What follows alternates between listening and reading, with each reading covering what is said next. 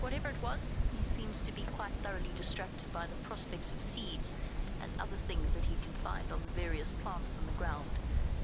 This is quite cute. We don't often get to watch this. Grabbing it with his little hands, munching away quite happily.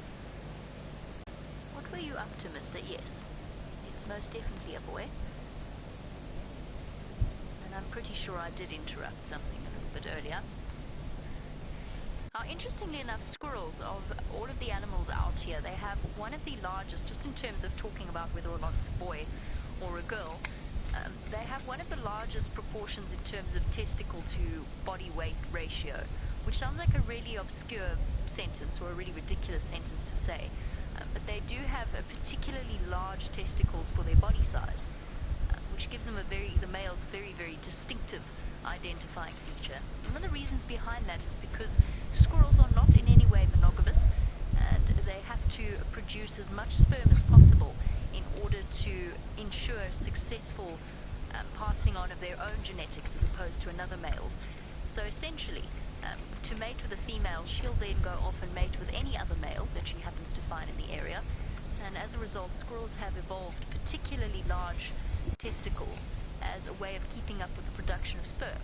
So essentially ensuring that they are the fathers and not any other male that she goes and mates with.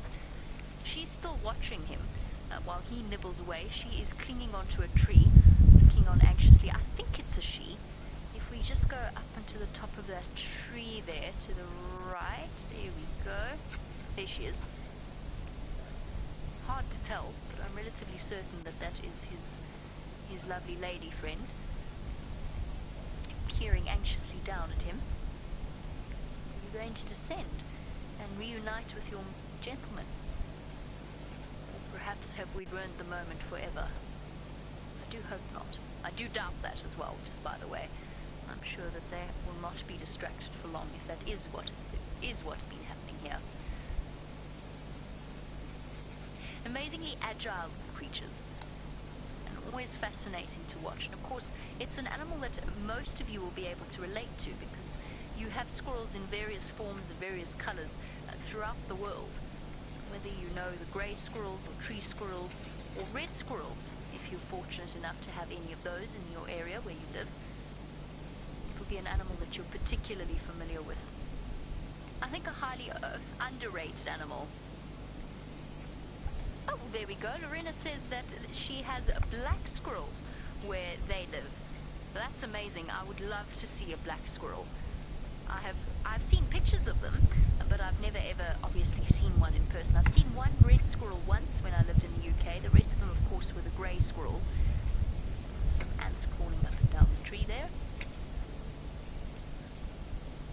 The rest of them were the grey squirrels that, of course, have taken over most of the UK as an introduced species, as a pest, an exotic species, and actually out-competed with the red squirrels. But I've never ever seen a black squirrel, so that is something I would love to see. I did, however, in the same place where the honey badger was raised, I did once have my shoe taken off by one quite aggressive ground squirrel. They were terrifying, I promise you. Those ground squirrels were probably the scariest thing I encountered in my entire time living and working in the southern Kalahari.